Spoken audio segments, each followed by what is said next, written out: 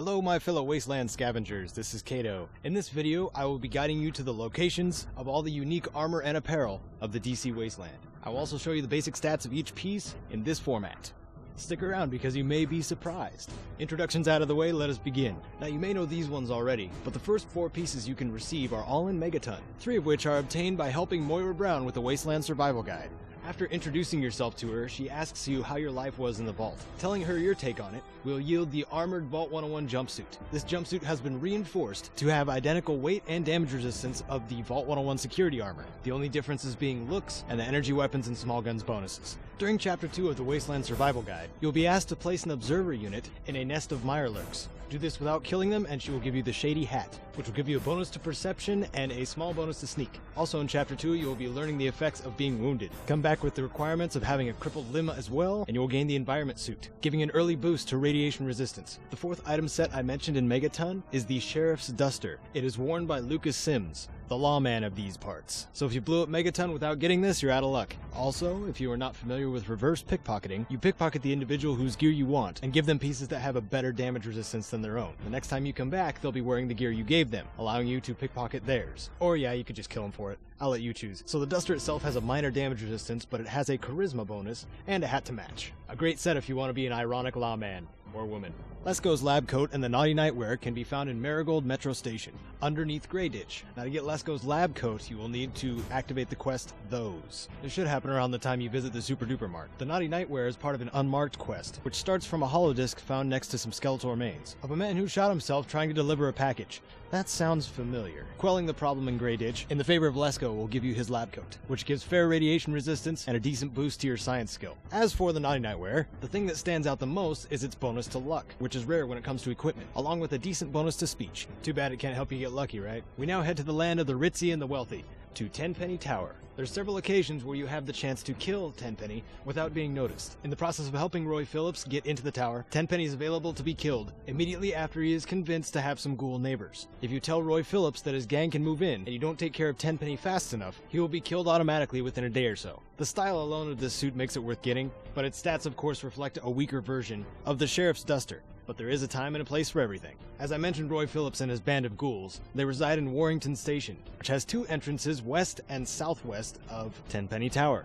The first open entrance being the Warrington Train Yard. If you decide to be full-on assailants, or just sweet-talk the residents into getting them into the tower, Roy Phillips will give you the Ghoul Mask, which takes the slot of glasses, meaning you will be able to wear a hat with it. While wearing this mask, feral ghouls will not attack you, unless provoked, of course. A useful piece indeed. A little ways southwest of Warrington Station is a place called Lucky's. This is where you find the Lucky Shades. These can be repaired by any kind of regular glasses, and like the Ghoul Mask, can be combined with a hat. This one-of-a-kind set of glasses is appropriately named for the bonus of luck that it gives you. Almost makes you wish for a coolness attribute, a must-have for any Wasteland Wanderer. The modified utility jumpsuit can be received from the quest Trouble on the Home Front upon your return to Vault 101. If you decide to complete this quest in a peaceful manner, you will be given the jumpsuit as a reward. Make sure you don't miss the chance to get Butch's toothpick as well, and an extra schematic for the rocket launcher.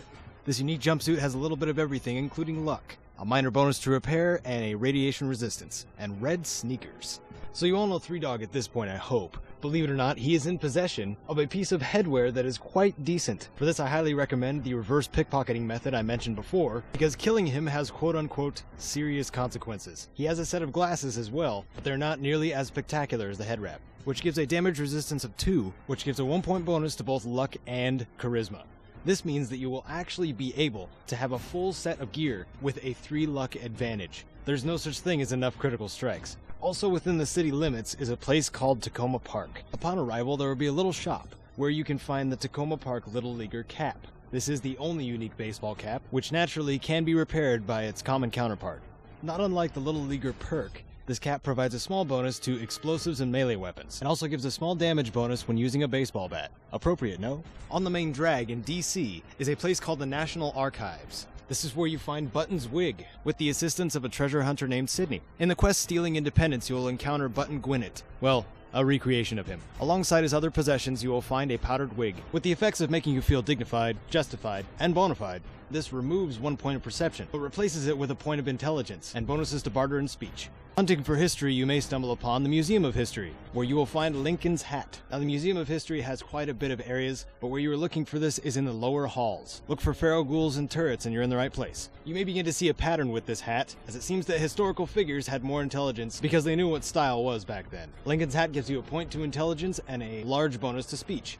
Now, this next piece is not considered unique, but it is my opinion that its bonuses prove otherwise. If you go to Underworld and find Riley, you'll begin the quest Riley's Rangers. After helping them, you will be given a choice between a weapon or armor, being the Ranger Battle Armor, and it is well worth the effort. On top of the 1 point of luck and action point bonus, at full repair it is 1 point below the DR of Standard Power Armor. This can also be repaired by any combat armor type, making combat and even maintenance a breeze. When you get to the point of the final showdown, in the quest Take It Back, you'll stand the chance of gaining Colonel Autumn's uniform. As you may already know, this fight is at Jefferson Memorial. This uniform is a little bit stronger than your standard light armor sets, providing a damage resistance of 10 and an increase of 5 to small guns and energy weapons. Also, if you don't have broken steel, you may only have this a limited time. The last of the numerous trench coat-like outfits is Vance's Longcoat. Vance can be found in Meresti Station. You don't have to start the Blood Ties quest to get it, but if you're not familiar with the area, it may be best to start in Erifu. The beginning of the Blood Ties quest will lead you to Northwest Seneca Station, which connects to Meresti via subway tunnels. Like many before, you can reverse pickpocket or kill for this gear.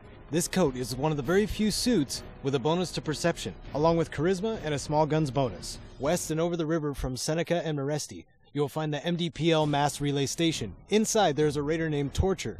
He'll be the one trying to catch you on fire. Compared to its original counterpart, the Arclight helmet, it is supposedly preferred to use that instead because of the decrease in damage resistance, and being it is a mask, it prevents you from wearing shades. This one is a matter of preference. The choice falls to you.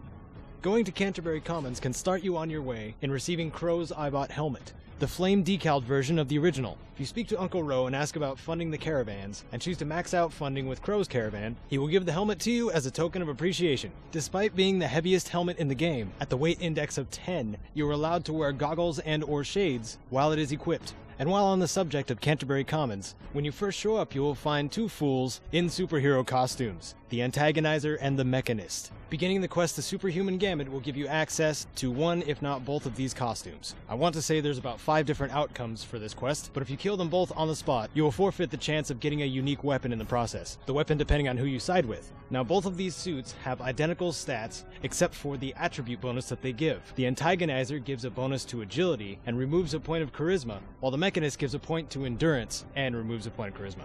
Not what many would prefer, but both of these give a decent damage resistance if you have absolutely nothing else to use. Red's outfit can be found at the Germantown Police HQ. This is a matching jumpsuit and bandana set, and probably why she got her name. Finding Red activates the quest Big Trouble in Big Town, and offering her a weapon gives you complete access to her inventory, including clothing. I'd like to call this a vanity set, because it's not really even practical compared to the other unique sets, but worth collecting all the same.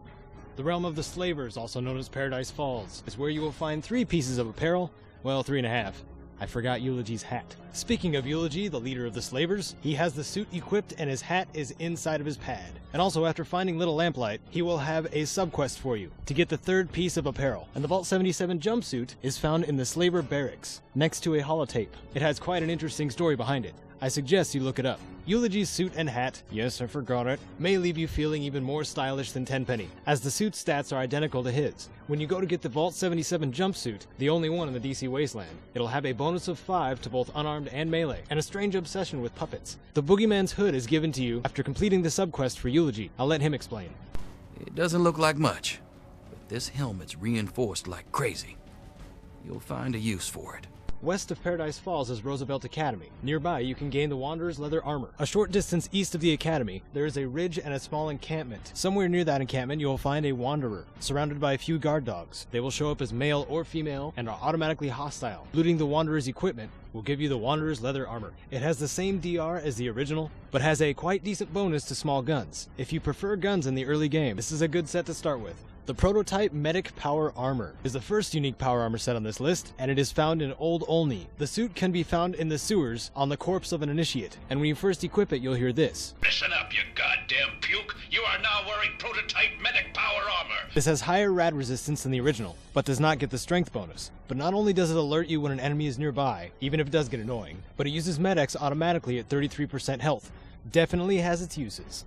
Ah, Oasis, one of our very favorite places of the Wasteland. The quest here allows you to get 1 to 2 pieces of apparel, or a perk, or have everyone hate you. There's a lot of outcomes. Do yourself a favor, don't use fire. If you decide on helping Treefather Birch, in the end you will receive Maple's Garb, which is great for sneaking characters because it gives a perception and agility bonus, as well as an unexpected DR of 15. Before you decide, wait till you see the others. If you decide to help Laurel instead, you will get Poplar's Hood, which is also great for sneaking characters. And this is the only piece of headwear that adds to your agility. Also, by helping Laurel, you will get Lyndon's Outcast Power Armor. Same base stats as a set of regular power armor, except the strength and agility modifiers are 1 instead of 2, and it adds to your big gun skill. Last, and by no means the least, is the T-51B Power Armor, located in Fort Constantine. The quest to get to it is quite complicated, and it starts in Underworld by a man named Mr. Crowley.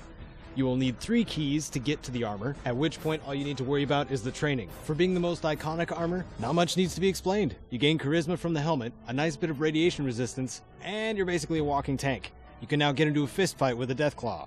And that is your full index of all the unique apparel in the DC Wasteland. There were a couple individuals on the Fox page that suggested that I do this, and I cannot remember who they were, and I apologize. However, I will give you credit in the description once I find out who you are. If you like this video and feel brave, leave a comment. If anything, show me some thumbs. Thank you so much for watching, and may you wander the wasteland like you own it.